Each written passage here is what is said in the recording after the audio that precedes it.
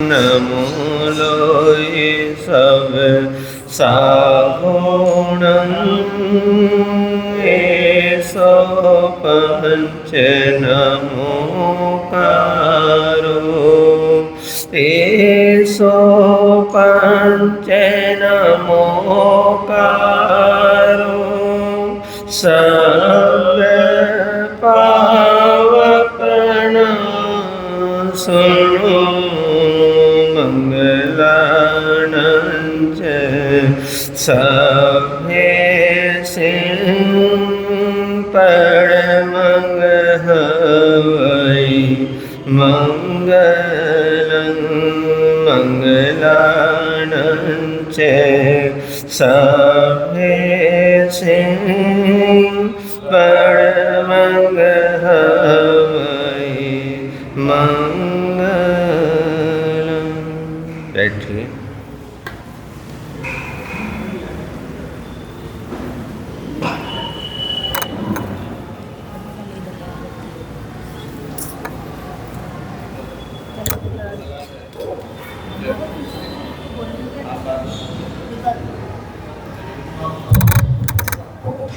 Decision हो गया।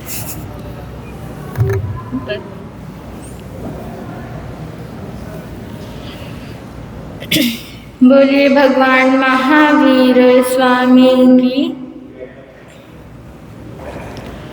तू मेरा है प्रभु, तू सब कुछ लागे। तू मेरा है प्रभु, तू सब कुछ लागे।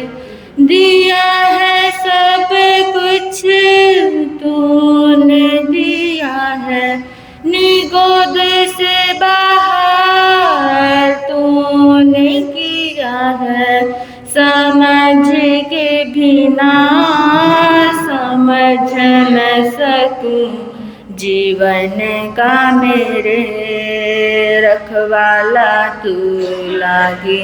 तू मेरा है प्रभु, तू सब कुछ लागे।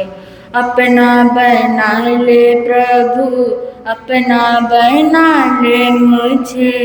दिल के नगर में छाया तेरी रहे प्रभु।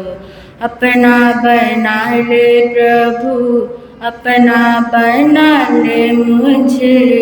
दिल के नगर में छाया तेरी रहे प्रभु। छूने से तुझको, हाँ तुझको, कर्म मन मेरे दूर होते हैं। तेरी दिशा में चलने से भगवन पापों को विराम लगे। रहना मेरे काम का जग सारा, हाँ बस तेरे नाम से है गुजारा। उलझ के यूं ना सुलझ मैं सकूं, जीवन का मेरे रखवाला तू लागे। तू मेरा है प्रभु, तो सब कुछ लागे। अपना बना ले प्रभु, अपना बना ले मुझे। अपना बना ले प्रभु, अपना बना ले मुझे। अपना बना ले प्रभु, अपना बना ले मुझे। दिल के नगर में छाया तेरी रहे प्रभु।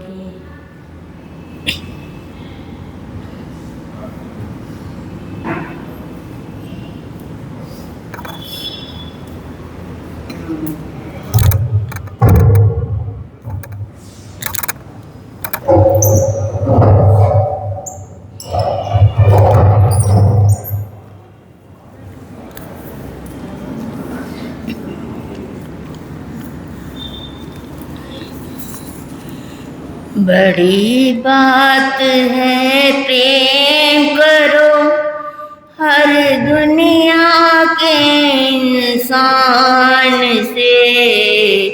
इंसानों से मिलना ही तो है मिलना भगवान से। बड़ी बात है प्रेम करो हर दुनिया के इंसान से। इंसानों से मिलना ही तो है मिलना भगवान से। क्या हुआ यदि तुमने भगवान पे जल का लोटा डाला, पर किसी तड़पते प्राणी को घर से बाहर निकाला। क्या हुआ यदि तुमने भगवान पे जल का लोटा डाला, पर किसी तड़पते प्राणी को घर से बाहर निकाला। पूजा इसे नहीं कहते हैं, जरा विचारो ध्यान से। इंसानों से मिलना ही तो है मिलना भगवान से। बड़ी बात है प्रेम करो हर दुनिया के इंसान से। इंसानों से मिलना ही तो है मिलना भगवान से। पूजा में भगवान की तुमने भेंट किए कुछ फूल है, इंसानों के जीवन पथ पर किंतु बिछाए शूल है। पूजा में भगवान की तुमने भेंट किए कुछ फूल है, इंसानों के जीवन पथ पर किंतु बिछाए शूल है। इंसानों की झोली भरना प्यार भरे सम्मान से। इंसानों से मिलना ही तो है मिलना भगवान से। बड़ी बात है प्रेम करो हर दुनिया के इंसान से। इंसानों से मिलना ही तो है मिलना भगवान से। कभी नहीं भगवान रूठता, रूठे तो भगवान ही क्या। रूठ गया इंसान तो फिर है इस धरती की शान क्या। कभी नहीं भगवान रूठता, रूठे तो भगवान ही क्या। रूठ गया इंसान तो फिर क्या इस धरती की शान क्या। दिल न दुखाना कभी किसी का, दिल न दुखाना कभी किसी का अपनी बुरी जबान से। इंसानों से मिलना ही तो है मिलना भगवान से। बड़ी बात है प्रेम करो हर दुनिया के इंसान से। इंसानों से मिलना ही तो है मिलना भगवान से। इंसानों से मिलना ही तो है मिलना भगवान। मेरी अनंत श्रद्धा के पूज्य गुरुदेव रचित मुनि जी महाराज साहब की मुकिठम अहिंसा संयम तवो देवावितं नमं सन्ति जस धमे सयामनो। जो स्वरूप समझे बिना पाया दुख अनंत। जो स्वरूप समझे बिना पाया दुख अनंत। समझाया वह पद नमन श्री सद्गुरु भगवन। समझाया वह पद नमन श्री सद्गुरु भगवन। सर्वप्रथम तिन्नाणम तार्याणम शासनेश प्रभु परमात्मा श्रमण भगवान महावीर स्वामी जी के पावन श्री चरणों में कोटिशः वंदना, कोटिशः नमः। समस्त गुरु भगवंतों के पावन श्री चरणों में, मेरे आराध्य पूज्य गुरुदेव के पावन श्री चरणों में कोटिशः वंदन, कोटिशः नमः। अन्य मुनिवृंद तथा साध्वी परिवार एवं इस प्रातःकालीन धर्म सभा में उपस्थित जिन शासन के उपासकों एवं उपासिकाओं, आप सभी का हार्दिक हार्दिक स्वागत है।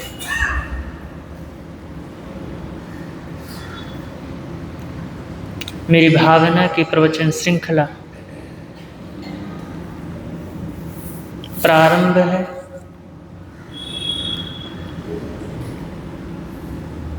मेरी भावना की भावधारा प्रवाहित है और इस मेरी भावना के जरिए हम जीवन के कई तथ्यों को समझने का क्या कर रहे हैं, प्रयास कर रहे हैं। और यह जो मेरी भावना है,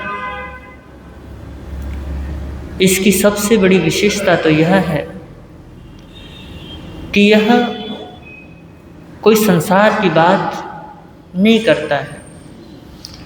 यहाँ पे किसी बाह्य परमात्मा को नहीं पूजा गया है। यहाँ पे अगर पूजा हुई है तो आत्मा की पूजा हुई है, भावों की पूजा हुई है। यहाँ पे बाह्य चीज़ों की बात ना करके किसकी बात हुई है? आंतरिक चीज़ों की बात हुई है। और देखिए, महत्वपूर्ण बाह्य नहीं है, महत्वपूर्ण क्या है? आंतरिक ही है। तो हम महत्वपूर्ण जो चीज़ है उस पे क्या कर रहे हैं? उस पे चर्चा कर रहे हैं। और एक बात आपको पहले भी कहा था मैंने, एक शब्द है निर्ग्रंथ, है ना? निर्ग्रंथ बताया था। और निर्ग्रंथ का मतलब जिसमें कोई ग्रंथियाँ नहीं है। ग्रंथ का मतलब कुछ और भी अर्थ होते हैं। ग्रंथ का मतलब गांठ भी होता है, ग्रंथ का मतलब किताब भी होता है ना? तो इसके और भी अर्थ होते हैं, आगम भी होता है, शास्त्र भी होता है। तो आप इसको निर्ग्रंथ भावना भी कह सकते हो। क्या कह सकते हो उसको? निर्ग्रंथ भावना भी कह सकते हो। मैं बैठा बैठा भी चिंतन कर ही रहा था कि जो मेरी भावना है, मेरी भावना में है क्या? मेरी भावनाओं में ग्रंथियां ही तो भेदी जा रही हैं। और वो जो कहा है निर्ग्रंथ, मतलब गांठ के बिना, गांठ कोई भी बांधी नहीं गई है। अगर हम ग्रंथ का मतलब शास्त्र भी ले लें तो कहा गया कि शास्त्र क्या नहीं करना, शास्त्र से गांठ बांध के नहीं रखना है, शास्त्र से भी ऊपर उठ जाना है। शास्त्र हमारे लिए उपयोगी वैसे ही है जैसे एक कांटा पैर में चुभा हो और उस कांटे को निकालने के लिए दूसरे कांटे की आवश्यकता हो। उसका आग्रह लेकर के क्या ना हो जाए, आग्रह लेकर के ना बैठ जाए कि बस हम तो बस इसी को क्या करेंगे, इसी को ढोते रहेंगे, इसी को उठा करके चलते रहेंगे। और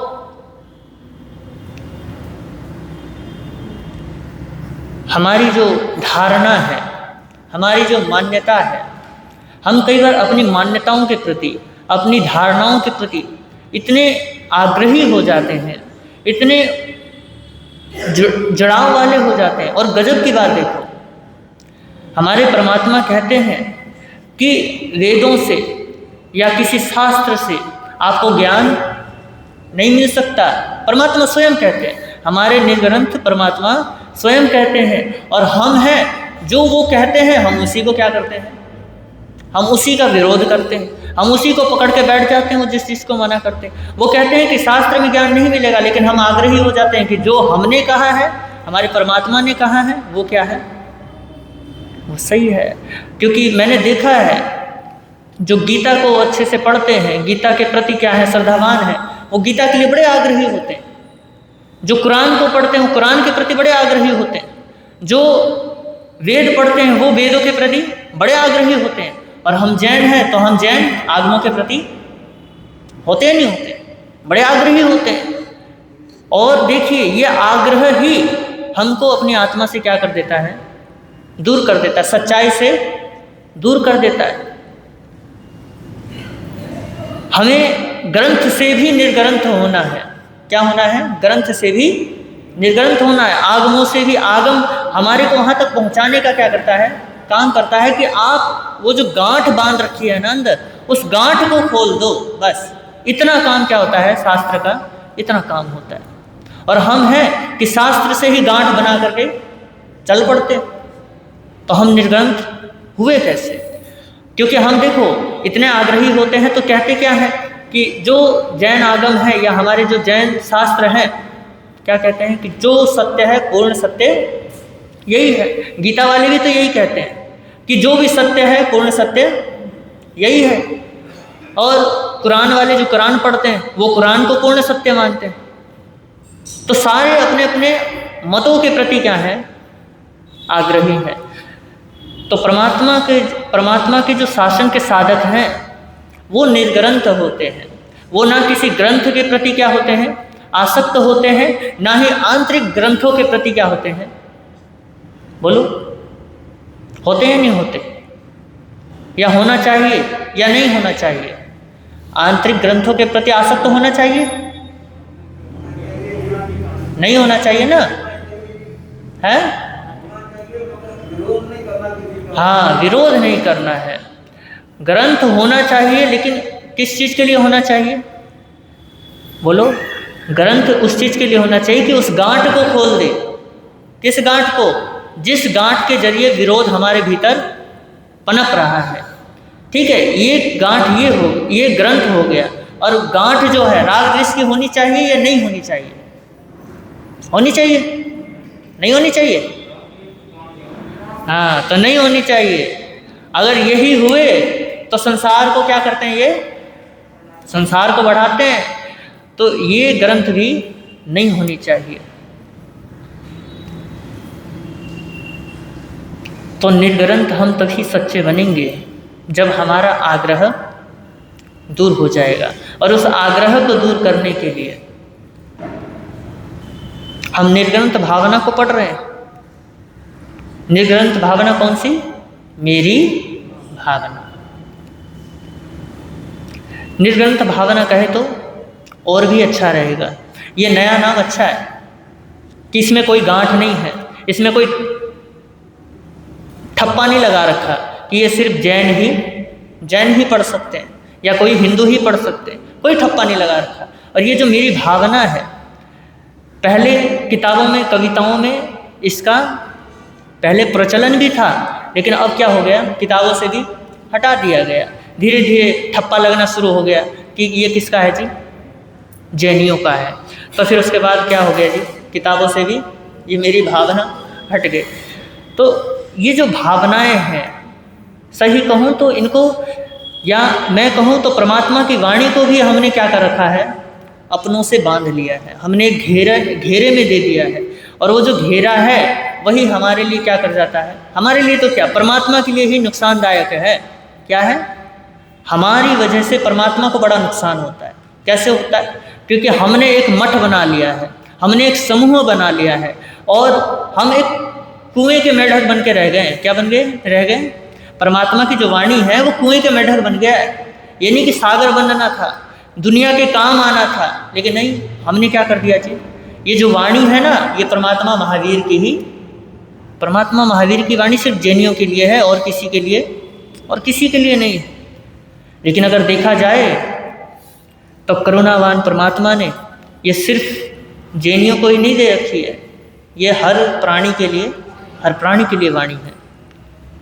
लेकिन हमारा प्रयास कितना रहता है कि ये वाणी हर जगह पहुँचे, हर किसी के पास पहुँचे। अरे हमारे धर्मसभा में कोई आ जाए तो हम उसको भी क्या कर देते हैं, निकाल देते हैं, बोलते कि तुम तो जैन नहीं हो, तुम कौन हो, तुम नॉन जैन हो। और तो और गजब की बात है, एक घटना घटी, अब मैं क्या बताऊं। बोलते हैं कि स्थानक में आए एक श्रावक, वो बेचारा नॉन जैन था, आकर के गुरु महाराज को कहता है, मैं भी वहीं खड़ा था, ऊपर की बात है, कहता है कि गुरु महाराज आपके दर्शन करने के लिए मनाही है। बोले नहीं जी। बोले फिर क्या कहते, ऊपर आने के लिए किसी चीज़ की ज़रूरत पड़ती है, आइडेंटिटी कार्ड दिखाने के लिए। बोले कि ऐसा तो कुछ नहीं है। बोला आधार कार्ड क्या कहते हैं, कि आधार कार्ड दिखाओ पहले। तो कहने का तात्पर्य इतना है कि हम क्या करते हैं, हम समझते हैं कि असली जैन हम ही हैं। लेकिन मैं आपको एक बात बताऊं, कई बार जैन कुल में जन्मे हुए जो है ना, उनसे ज़्यादा परमात्मा की वाणी पर श्रद्धा होती है किनकी, जो जैन नहीं होते। और मैं आपको बता दूं, हम कोई जैन घराने में नहीं जन्मे। यहाँ कोई भी, बस महाराज जी हैं उधर वाले, रोपड़ वाले महाराज, वो जैन कुल के हैं। बाकी हम कोई जैन घराने के नहीं हैं। लेकिन फिर भी परमात्मा की वाणी के प्रति हमारी पूर्ण श्रद्धा है, और श्रद्धा है तभी हम यहाँ पे मौजूद हैं। तो ये मत समझना कि हम जैन कुल में जन्म ले लें तो हमारी पूर्ण श्रद्धा के केंद्र महावीर हो जाते हैं। कई बार जैन कुल में जन्मे हुए भी उनकी पूर्ण श्रद्धा नहीं होती है। तो निर्ग्रंथ भावना, यह हमें ग्रंथियों से रहित करता है। ये जो मेर तेर की भावना होती है ना, ये मेर तेर की भावना को दूर करती है। और ये मेर तेर की भावना जितनी रहेगी, आप सच में संसार में भटकने वाले हो। जितना मेर तेर आप करोगे।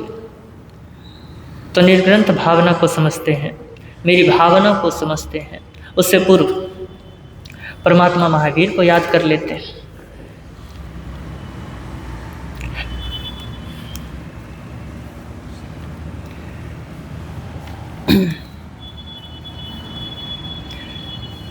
धरती का कण कण तुझको पुकारे,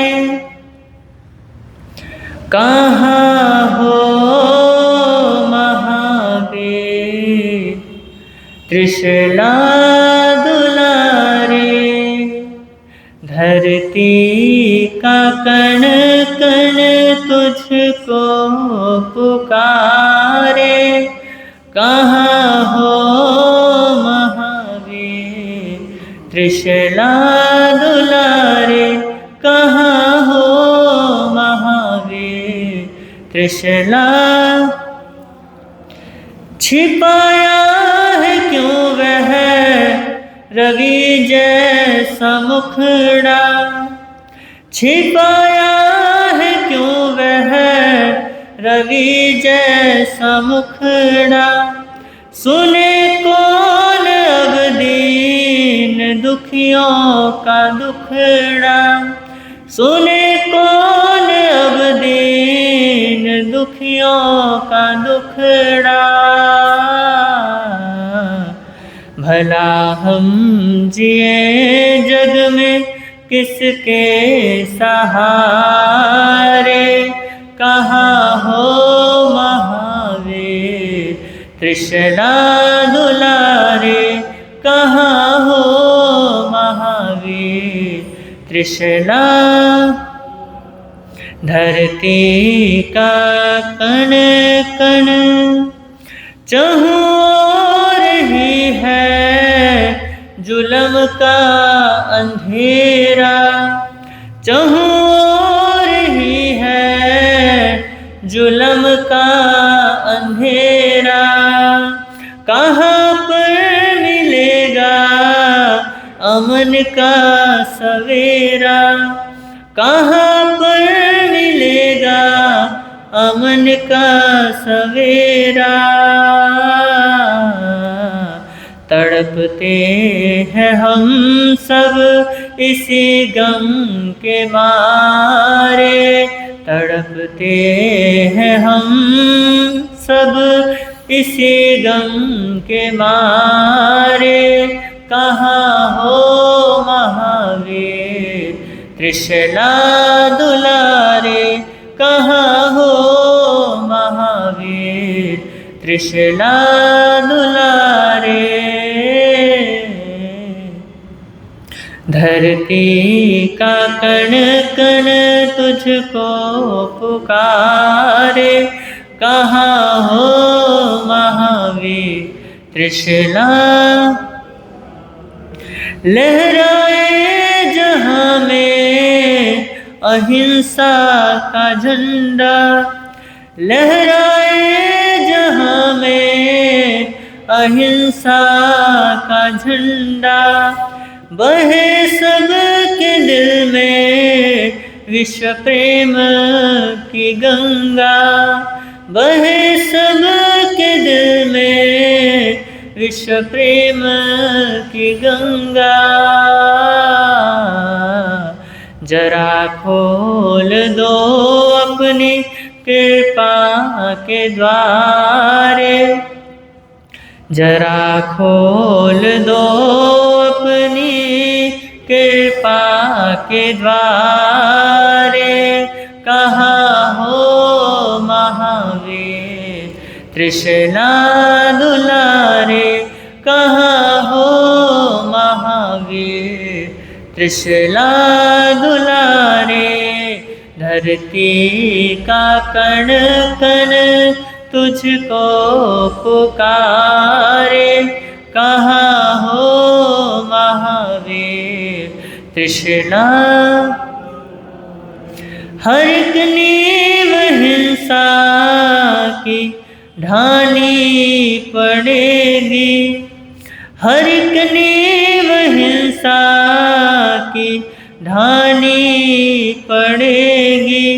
अहिंसा की नगरी बसानी पड़ेगी, अहिंसा की नगरी बसानी पड़ेगी। लगानी पड़ेगी ये नैया किनारे, कहाँ हो महावीर तृष्णा दुलारे। धरती का कण कण तुझको पुकारे, कहाँ हो महावीर तृष्णा। कहाँ हो महावीर तृष्णा दुलारे। धरती का कण कण।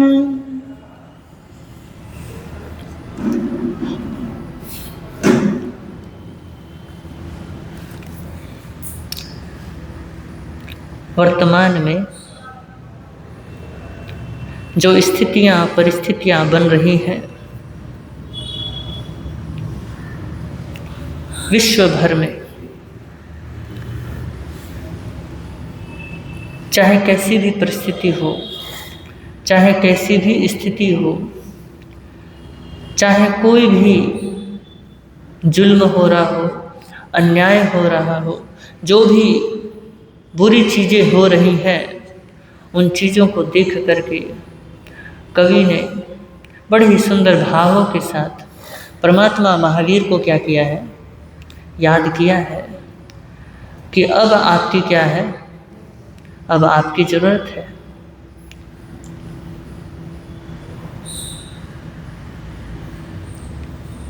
तो वो तो नहीं आ सकते, लेकिन उनकी जो वाणी है वो क्या कर सकती है? हमें सही राह दिखा सकती है, हम सही रास्ते पे चल सकते हैं। लेकिन उसके लिए क्या चाहिए?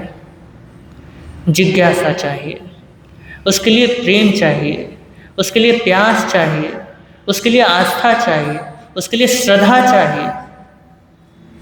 अगर हमें सही रास्ते पे चलना है, हमें सही कार्य करना है, हमें अगर मुक्ति चाहिए, तो ये सब किससे मिलेगी? जिज्ञासा से, श्रद्धा से, विश्वास से, है ना? और अगर जिज्ञासा ना हुई, प्रश्न ना उठे, तो जीवन तो जैसे आप जी रहे हो वैसे ही जियोगे, उसमें कोई परिवर्तन नहीं आने वाला। अगर जीवन में परिवर्तन लाना है तो प्रश्न तो उठाने पड़ेंगे, और जिसने भी प्रश्न उठाया है उसने कुछ ना कुछ तो जरूर पाया है। ऐसा नहीं है कि उसने कुछ नहीं पाया है। परमात्मा महावीर के भीतर प्रश्न उठे हैं, गौतम बुद्ध के अंदर प्रश्न उठे हैं, तो वो निकल पड़े हैं उस प्रश्न के समाधान के लिए। और वो भी वक्त आया, उन्होंने देखा कि जितना मैं बाहर गया हूँ उतना ही भटका हूँ। जितने भी प्रश्न उठे हैं मेरे भीतर, मैं उसका समाधान कहाँ खोज रहा हूँ? बाहर ढूंढ रहा हूँ। और समाधान बाहर नहीं मिलते, समाधान कहाँ मिलते हैं? भीतर ही मिलते हैं। तो परमात्मा के जीवन से एक बात सीखने को मिलती है कि समाधान अगर कहीं मिलेगा तो वो कहाँ मिलेगा? हमारे भीतर ही मिलने वाला है। प्रश्न किसका है? प्रश्न उसका है, और जवाब भी उसी को पता है, लेकिन आवरण है जिस वजह से उसको पता ही नहीं कि वो परमात्मा भी बन सकता है। अभी तो हम क्या है? अभी तो हम आत्मा है, और आत्मा को भी हम सही से जानते ही नहीं। तो बताओ फिर समाधान कैसे मिलेगा? पहले आप अपनी आत्मा के उस ज्ञाता भाव को तो पकड़ो, उस ज्ञाता भाव में तो आओ, उस साक्षी भाव में तो आओ, तभी तो क्या मिलेगा? समाधान। तभी तो समाधान मिलेगा। नहीं तो फिर आपको भी क्या करना पड़ेगा? आपको भी हर जगह दौड़ना पड़ेगा, आपको भी सभी जगह जाना पड़ेगा कि कहीं ना कहीं से मेरे सवाल का क्या मिल जाए? जवाब मिल जाए।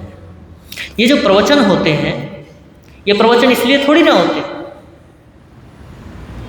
प्रवचन इसलिए होते हैं कि जो आपके सवाल हैं, आपके सवालों का क्या मिले? जवाब मिले। नहीं तो प्रवचन का फायदा क्या है? बताओ, कोई फायदा है? बोल लो, प्रवचन का कोई फायदा है? प्रवचन किस लिए किए जाते हैं? कि जो हमारे भीतर प्रश्न है उनका समाधान मिल जाए। आप आगमों को पढ़ते हो, किस लिए पढ़ते हो?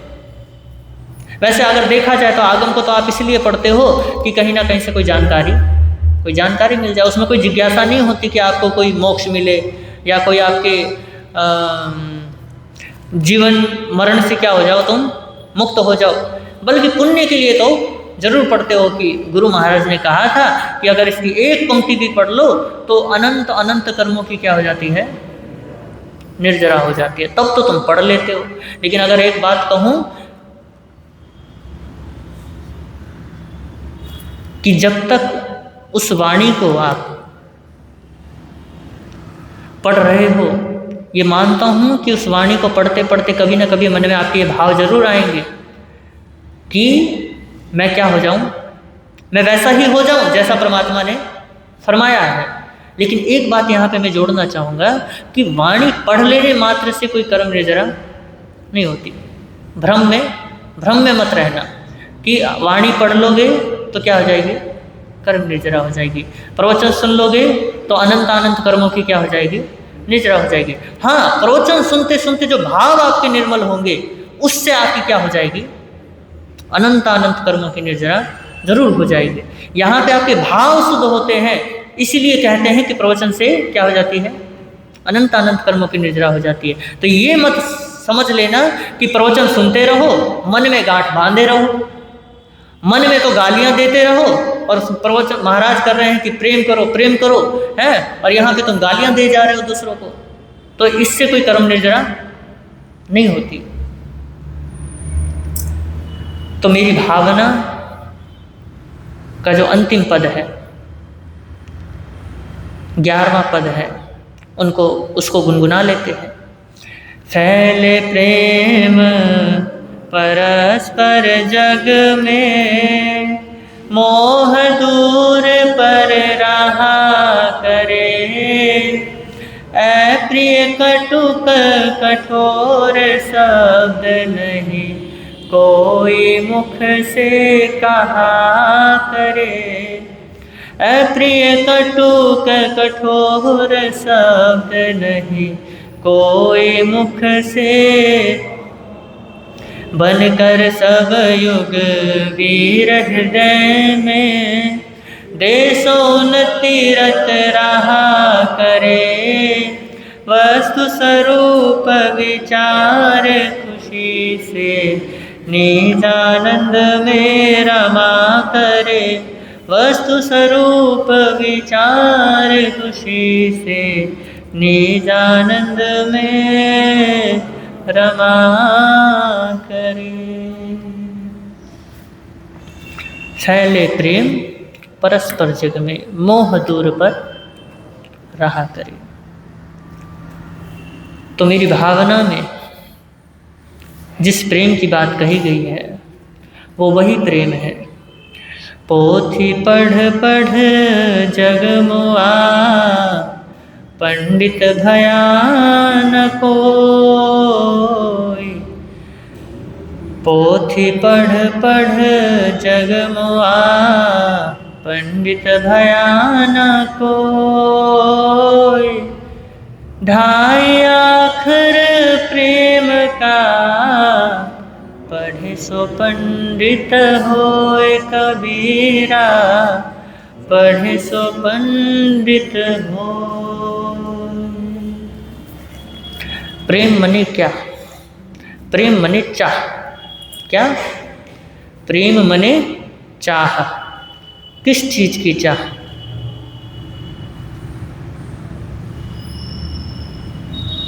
अपने घर की चाह। किसकी चाह, अपने घर की चाह।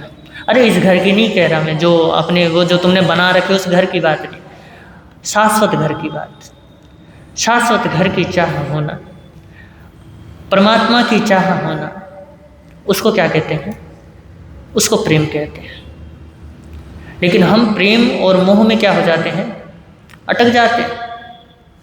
और देखिए ज्ञान मने क्या,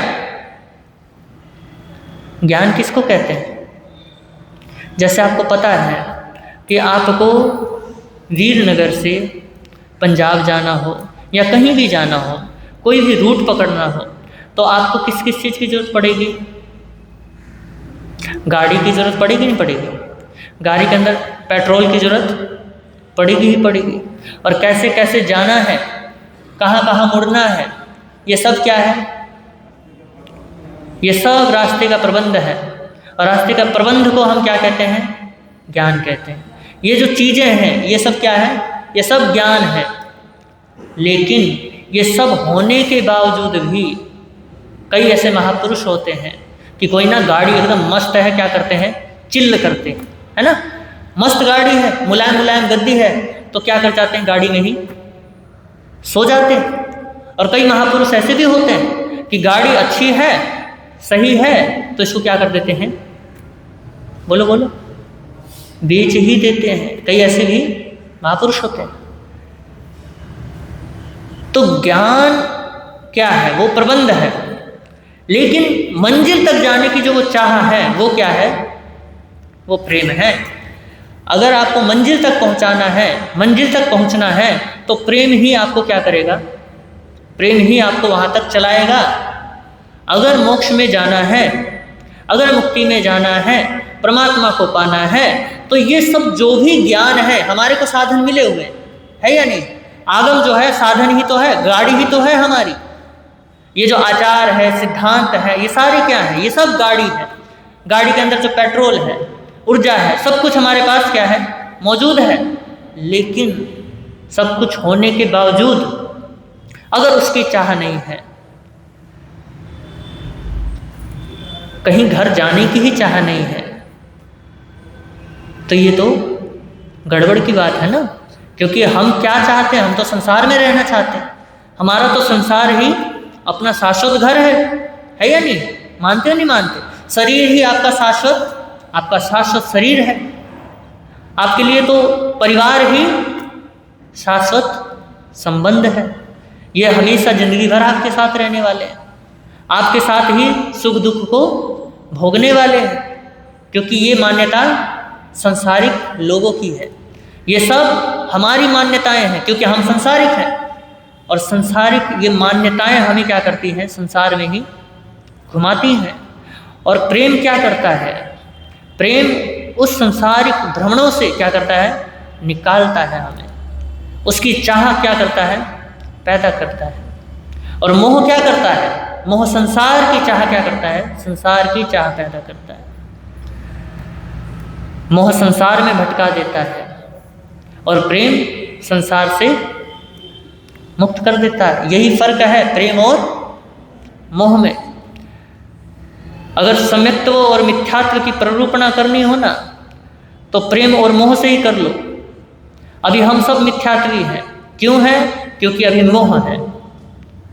और मोह जैसे ही नष्ट होता है, मोह में जैसे जैसे मंदता आती रहती है, प्रेम बढ़ता जाता है, वैसे वैसे हमारा सम्यक्त्व भी पुष्ट होता जाता है। हम उतने ही शुद्ध सम्यक्त्वी होते चले जाते हैं। नहीं तो अभी तो ये भी नहीं पता कि हम सम्यक्त्वी है भी या नहीं है। क्योंकि कई बार हम जो सोच रहे हैं क्या पता वो सही भी है या नहीं है। इसलिए तो हमें आगमों का सहारा लेना पड़ता है, क्योंकि हमारे सोचे से तो कुछ हो नहीं सकता। क्योंकि हम गलत भी तो सोच सकते हैं, हमारे लिए तो गलत भी सही हो सकता है।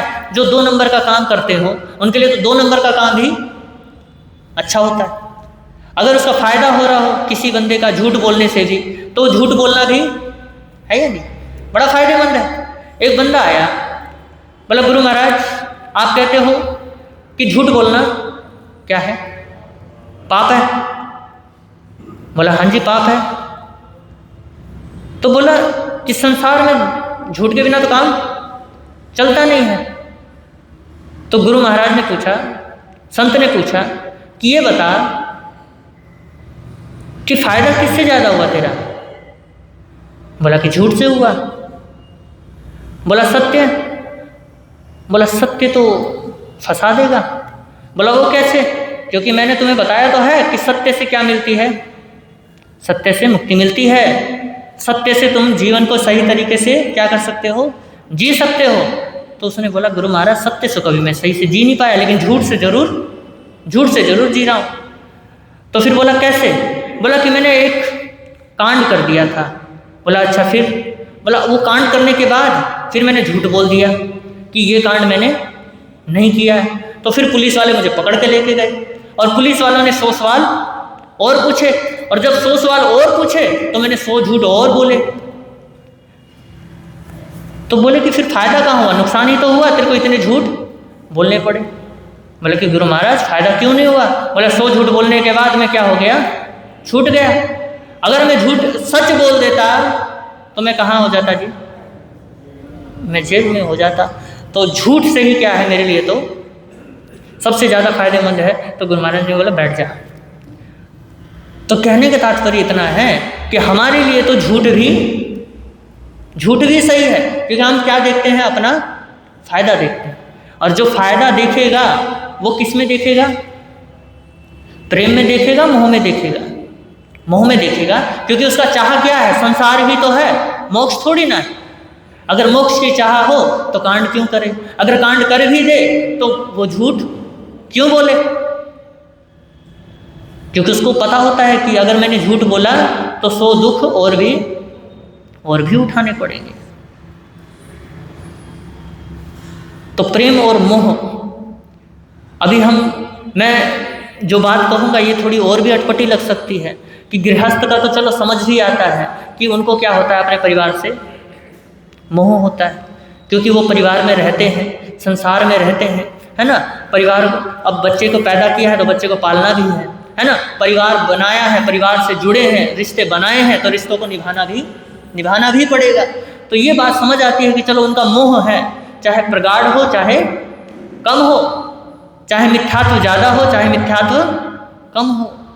लेकिन हम साधु संतों में भी मिथ्यात्व का बोलबाला जरूर है, क्योंकि हम भी उस मोह के कारण से अपने संप्रदाय के लिए, अपने गढ़ के लिए, अपने पंथ के लिए, अपने हर चीज़ के लिए क्या करते हैं? हर चीज़ के लिए आगमों का सहारा लेकर के उसको शस्त्र बना करके क्या करते हैं? शस्त्र बना करके शस्त्र की तरह ही प्रयोग करते हैं। हम संतों को अपने ही संतों से क्या नहीं है? अपने ही संतों से प्रेम नहीं है। अपने ही जिस परमात्मा महावीर के 4 परंपराएं जो बट गई हैं, ये जो 4 परंपराएं हैं, इनको आपस में ही क्या नहीं है? आपस में ही प्रेम नहीं है। बल्कि वो अगर एक दूसरे के वहाँ चले जाएं तो क्या करते हैं? एक दूसरे की निंदा करते हैं, एक दूसरे को तोड़ते हैं। और एक टारगेट रहता है। क्या टारगेट रहता है? ये टारगेट रहता है कि अपने संप्रदाय से कितने लोगों को कितना जोड़ना है, और जितना जोड़ते चले जाएंगे हमारी परंपरा, हमारा संप्रदाय और भी बड़ा होता चला जाएगा। तो ये संत जो कर रहे हैं, कोई भी हो, ये जो अनुयायी बनाने का जो काम है, सही कहूँ परमात्मा ने कभी अनुयायी नहीं बनाए। अनुयायी का मतलब समझते हो? अनुयायी का मतलब होता है बंध जाना, किसी से क्या हो जाना? बंध जाना। और परमात्मा महावीर ने कभी किसी को बांधा नहीं खुद से। यहाँ तक कि गौतम को भी क्या कहा है कि तू मुझको क्या कर दे? छोड़ दे, मेरे से क्यों बंधा पड़ा है? और ये जो लफड़े हैं ना जितने भी, ये जो झगड़े हैं जितने भी, हम अनुयायियों ने ही क्या किया है? पैदा किया है। और एक बात मैं कहूँगा कि कभी अनुयायी मत बनना। क्या नहीं बनना? अनुयायी मत बनना, बल्कि प्रेमी जरूर बनना। परमात्मा ने प्रेम सिखाया है। क्या सिखाया है? मैत्री सिखाई है। मैत्री करना जरूर सीखो, प्रेम करना जरूर सीखो, लेकिन कभी अनुयायी मत बनना। अगर अनुयायी बन गए, तुम किसी एक से बन गए, तो दूसरी की निंदा जरूर करोगे। तो ऐसा हमें नहीं करना है। तो प्रेम और मोह में बंधन है और प्रेम में बंधन मुक्ति है। अगर तुम्हें बंधन में बंधना है तो मोह करो, अगर तुम्हें बंधनों से मुक्ति चाहिए तो प्रेम करो। और प्रेम भी ऐसा जिसमें किसी भी प्रकार की क्या ना हो, किसी भी प्रकार का स्वार्थ ना हो, कोई कारण ना हो, कोई ऐसी स्थिति ना हो कि तू अगर ऐसा करेगा तो मैं तेरे लिए ये करूँगा। और एक बात सही बताऊं, संसार में जो रिश्ते बंधे हुए हैं ना, संसार में जो रिश्ते चल रहे हैं, चाहे चल रहे हो, चाहे टूट के चल रहे हो, चाहे लड़खड़ा करके चल रहे हो, लेकिन चल रहे हैं, वो किस वजह से चल रहे हैं? स्वार्थ की वजह से भी चल रहे हैं और स्वार्थ में प्रेम से भी चल रहे हैं। समझ रहे हो बात को? स्वार्थ से तो चल ही रहे हैं, लेकिन उस स्वार्थ ने जो प्रेम का आवरण ओढ़ा है, उसी से क्या चल रहा है? ये संसार चल रहा है। मोह ने क्या कर रखा है? प्रेम के वस्त्र पहन रखे हैं, और हम समझते हैं कि मोह क्या है? प्रेम है। और मोह भी गजब करता है। वो क्या करता है? प्रेम का वस्त्र पहन करके कहता है कि मैं तो तेरे बिना जी नहीं सकता। कहते हैं नहीं कहते? बोलते हैं मैं तेरे बिना जी नहीं सकता, अगर तू चला गया ना मैं क्या हो जाऊंगा? समाप्त हो जाऊंगा, मर जाऊंगा, दुनिया से चला जाऊंगा। लेकिन ऐसा समय आता है कि जिसको कह रहे थे कि तेरा बिना जी नहीं सकते, वो चला जाता है और फिर भी 10 साल 20 साल जीते रहते हैं और मज़े से जीते हैं। ऐसी बात है नहीं कि जीते ही नहीं है ना। बच्चे भी कहते हैं कि मम्मी पापा अगर आप चले गए ना, हम क्या नहीं कर सकते, जी नहीं सकते। लेकिन फिर बच्चे उसके बाद बड़े हो जाते हैं और माँ बाप भी चले जाते हैं, तो बताओ बच्चों का काम रुक जाता है? नहीं रुकता है। देखो यहाँ पे समझना, यहाँ पे कहा कि हम तुम्हारे बिना जी नहीं सकते हैं। प्रेम ने, मोह ने प्रेम का क्या पहन लिया, बाणा पहन लिया। उसने कहा कि यार इसको मेरे से क्या है, इतना प्रेम है। लेकिन असल में वो मोह बोल रहा है। मोह क्या नहीं होता, बोलो बोलो, प्रेम नहीं होता। मोह मर जाता है। क्या हो जाता है? मोह मर जाता है, लेकिन प्रेम कभी नहीं मरता है। क्योंकि आपने देखा होगा, जिससे आज ज़्यादा लगाव है वो सिर्फ समझना मोह है। जिससे जितना ज़्यादा लगाव है, कल को उससे लगाव कम हो जाता है। और वो कम इसलिए होता है क्योंकि वो आपका मोह था। पति पत्नी में जो शुरुआत का प्रेम होता है, वो प्रेम फिर बाद में क्यों नहीं रहता, बताओ? वो इसलिए नहीं रहता क्योंकि शरीर का मोह है। एक दूसरे के शरीर के प्रति क्या है, आकर्षित है। और धीरे धीरे जैसे जैसे समय बीतता है, फिर इसके बाद क्या कहते हैं पति पत्नी एक दूसरे को कि तूने मुझे क्या दिया? क्या कहते हैं? तूने मुझे क्या दिया? तेरे पास है ही क्या देने के लिए? ये मोह बोलता है। क्या करता है ये मोह बोलता है। प्रेम नहीं बोलता कि तूने मुझे क्या दिया। प्रेम बोलता है कि मैंने तुझे क्या दिया। प्रेम क्या बोलता है कि मैंने तुझे क्या दिया। कारण खोजता है लेकिन फिर भी कारण नहीं मिलता है। प्रेम का मतलब ये समझो कि प्रेम भला करना जानता है, भला कभी मांगता नहीं है। भला करना जानता है, भला कभी मांगता नहीं है। और ये जो इलू इलू चलता है ना लड़के और लड़कियों में, ये कोई भला करते नहीं है, ये बल्कि एक दूसरे के शरीर का क्या करते हैं, एक दूसरे के शरीर का भोग करते हैं और कुछ नहीं करते हैं। और कहते हैं कि हमें तुमसे क्या है, प्रेम है। ये कोई प्रेम होता है? और देखिए प्रेम के गीत जितने संतों ने गाए हैं ना, आजकल के क्या बॉलीवुड के कहते स्टार वगैरह कहते वो प्रेम दिखा सकते हैं। ज़्यादा से ज़्यादा नाच लेंगे, एक दूसरे के साथ चिपक लेंगे, यही प्रेम हो सकता है। इससे ज़्यादा कोई प्रेम नहीं हो सकता। जैसा जिस प्रेम में मीरा नाची है, जिस प्रेम में मीरा नाची है, जिस प्रेम में चंदन बाला प्रभु महावीर को बुलाती है, वैसा प्रेम आजकल के हीरो हीरोइन दिखा सकते हैं क्या? जो आजकल लिखे जाते हैं कहानियाँ, जो भी उपन्यास लिखे जाते हैं, क्या वैसा प्रेम हो सकता है? नहीं हो सकता है। जो परमात्मा महावीर के अंदर प्रेम उतरा था, क्या वो प्रेम दिखा सकते हैं? कोई नहीं दिखा सकता। उस प्रेम को ना ही तुम बता सकते हो, ना ही तुम बोल सकते हो, ना ही तुम लिख सकते हो। हाँ, एक काम कर सकते हो, उस प्रेम को जी जरूर सकते हो। अगर तुम बताना चाहो कि मुझे तुमसे प्रेम है, अगर तुम बता भी रहे हो तो इसका मतलब प्रेम है ही नहीं है।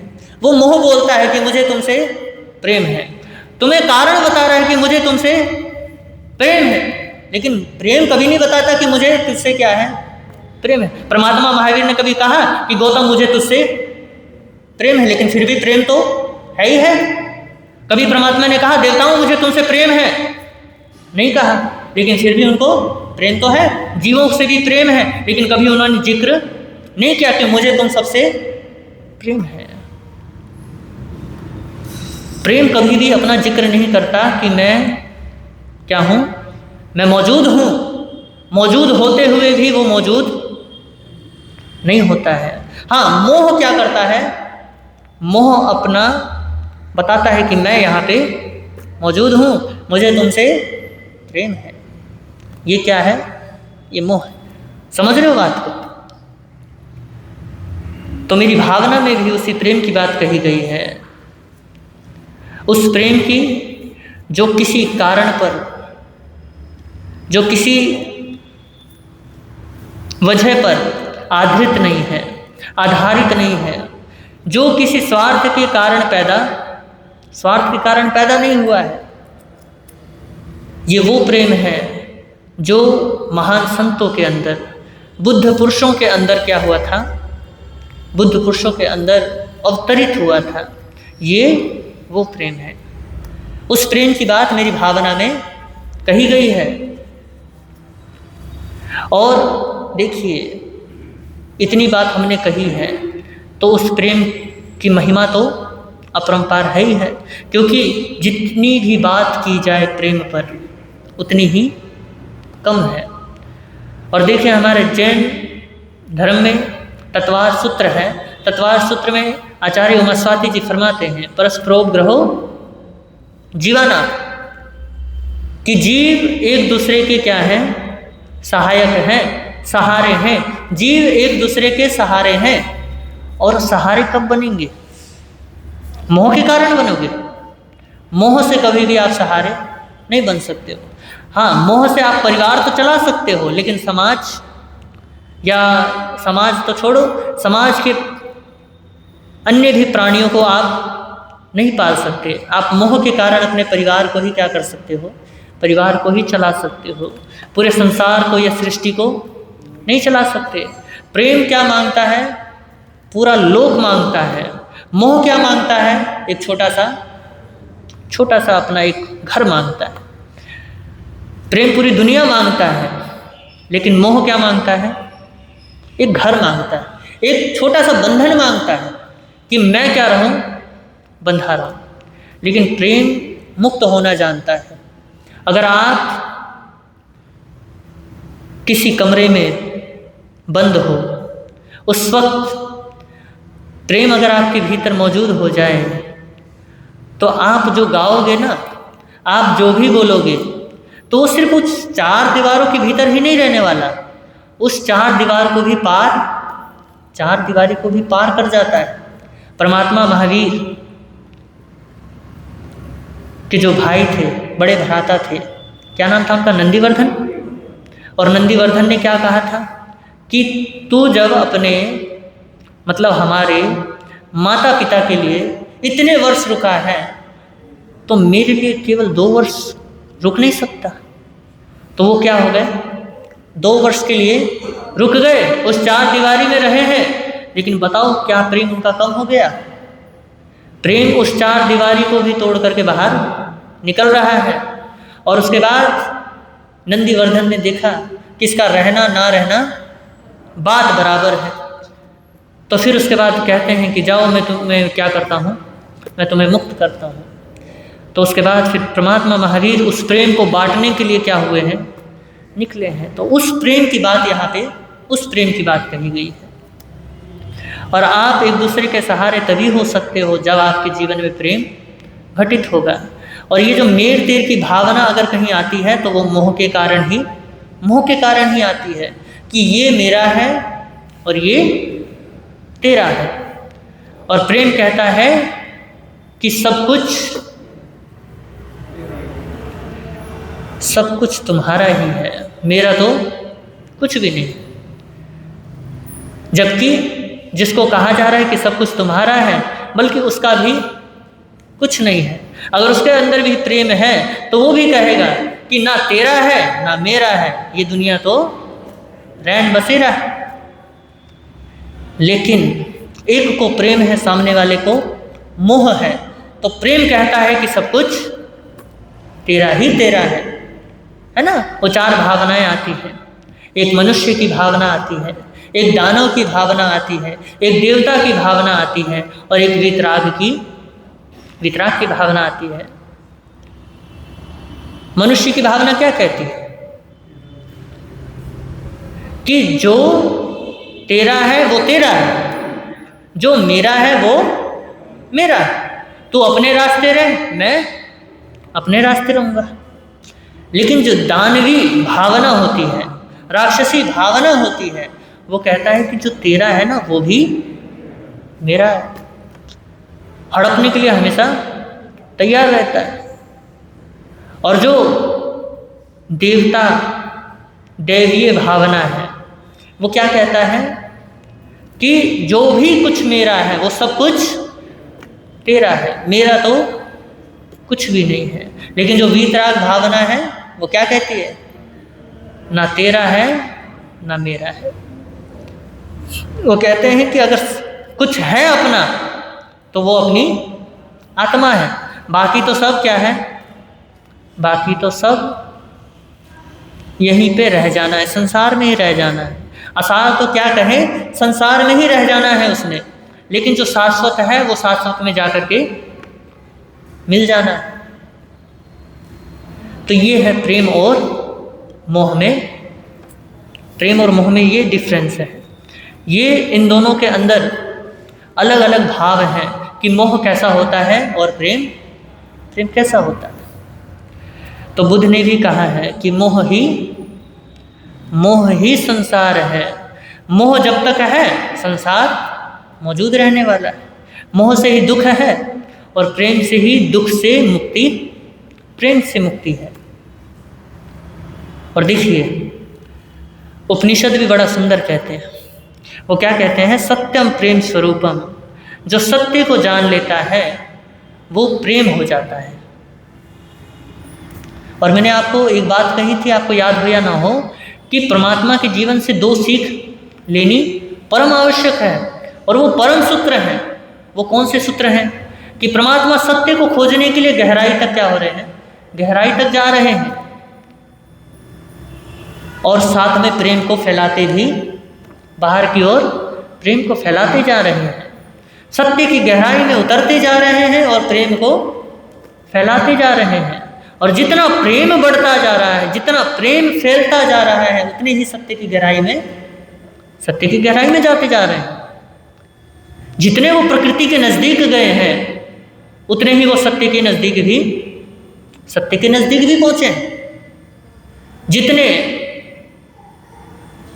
कष्ट उन्होंने झेले हैं, उन कष्टों को उन्होंने प्रेम से जाना है। किससे जाना है? प्रेम से जाना है। अगर किसी को देख करके परमात्मा को आंसू आ रहे हैं तो वो किसी मोह के कारण से नहीं आ रहे, वो प्रेम के कारण आ रहे हैं। क्यों आ रहे हैं? क्योंकि उन्होंने उस दुख को भोगा है, और उसके बाद जो भोगेगा उसको देख करके बड़ा ही उनको क्या होता है? बड़ा दुख होता है कि इसको भी उस दुख को क्या करना पड़ेगा? भोगना पड़ेगा। वो अपने लिए नहीं रो रहे, वो किसके लिए रो रहे हैं?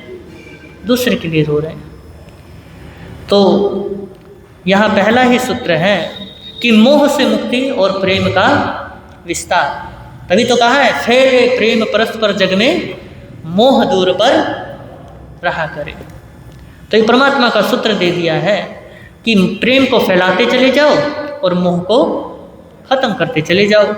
बस प्रेम फैलता जाए और मोह दूर होता जाए, तो आपका जीवन सफल होने में देर नहीं लगेगी, है ना। मुक्ति की प्यास जगती ही चली जाएगी। कब? जब प्रेम आपके जीवन में आएगा।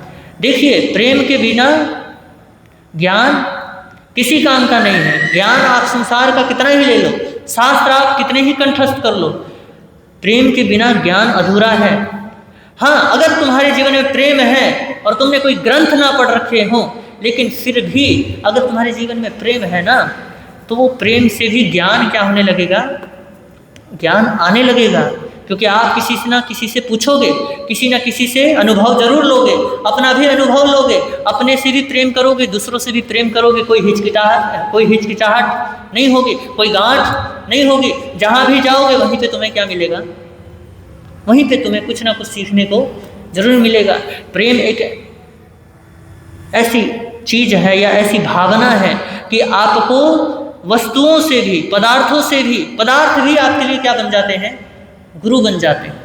प्रेम एक ऐसी भावना है, अगर ये भावना जग जाए तो ज्ञान में कोई कमी नहीं आती है। लेकिन अगर ज्ञान है और प्रेम नहीं है तो वो ज्ञान अधूरा रहता है। इसीलिए तो रामकृष्ण परमहंस भी कहते हैं कि भक्ति से ज्ञान पैदा होता है, प्रेम से ज्ञान उपजता है। भक्ति क्या है? प्रेम है तो ही भक्ति है।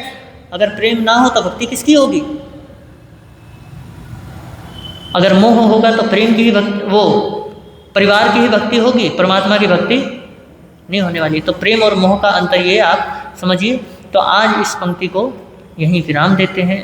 अगली पंक्ति पर जैसा अवसर होगा फिर हम क्या करेंगे, चर्चा करेंगे इन्हीं शब्दों के साथ। ओम शांति, ओम शांति। आप सभी ने मुझे बड़े प्रेम के साथ सुना, इसके लिए बहुत बहुत अनुग्रहित हूँ।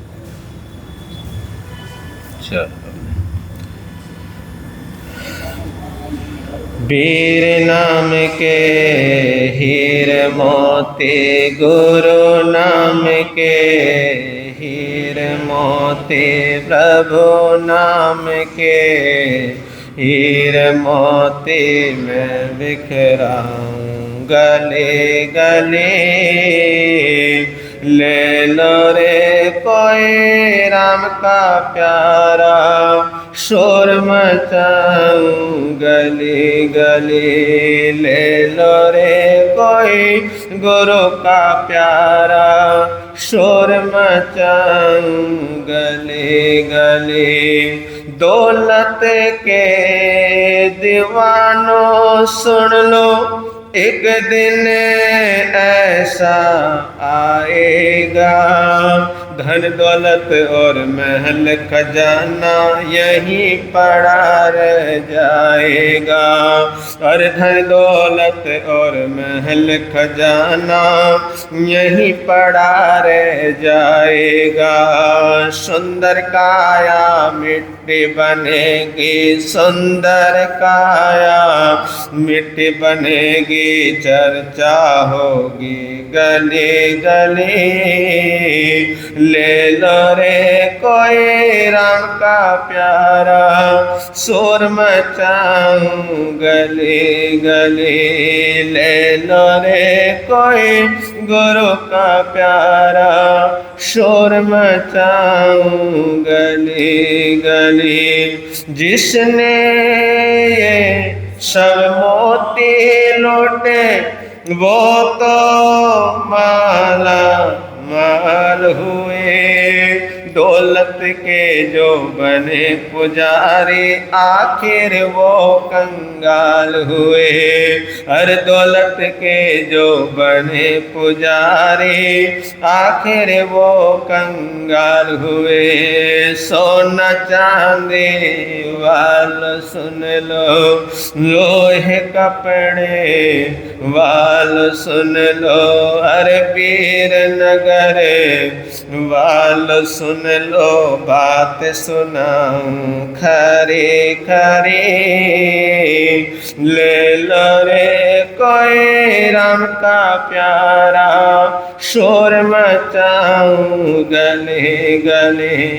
ले लो रे कोई गुरु का प्यारा, शोर मचाऊं गली गली। हो शोर मचाऊं, शोर मचाऊं, शोर मचाऊं गली गली। आज का नियम प्रत्यक्षान पचखान रहेगा कि आज के दिन आपने क्या करना है।